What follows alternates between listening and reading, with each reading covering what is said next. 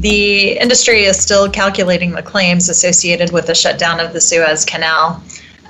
Insurers are going to be seeing claims from really every direction, from product manufacturers, oil producers, shipping lines.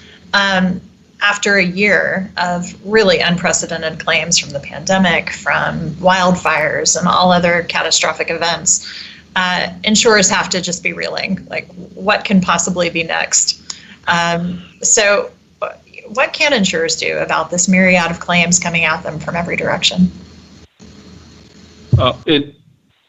As you mentioned, Abby, right, the number of things that have changed in these systemic catastrophic risks has just been incredible. 3 or 4 years ago, the only thing that we were talking about was the way in which climate was impacting catastrophic claims. So we weren't seeing with the variability in weather, we were seeing, much higher degrees of catastrophic events, a higher frequency of those, but it was essentially a climate conversation. And since then, it's just expanded into so many different dimensions, right? So now we've got certainly the continued climate impact, but also pandemic and business interruption, supply chain interruption, ransomware, as we just talked about.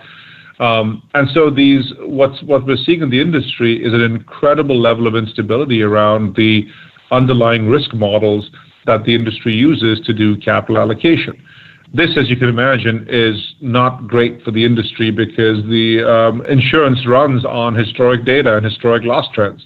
And what we're seeing is high instability in those underlying risk models and the underlying exposures.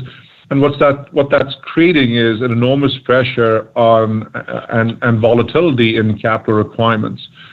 The reserve levels required to write these businesses with all these new risks has really changed, and I think insurers are running hard to try to rebalance their capital portfolios to continue writing businesses they've already written or to grow in sectors they want to grow into. So, the Suez Canal is another out of the blue hit, right? I think people are probably getting a bit tired of talking about unprecedented things because everything's unprecedented at this point.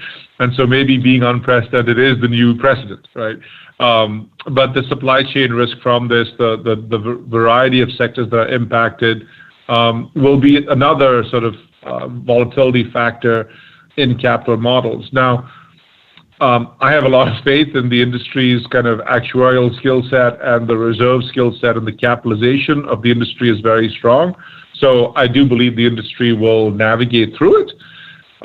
Maybe that's a bad choice of word with the Suez Canal in particular, but the industry will get through this, right? But I do think that the volatility and the capital pressure it creates, does create financial and operational duress yet again for the industry.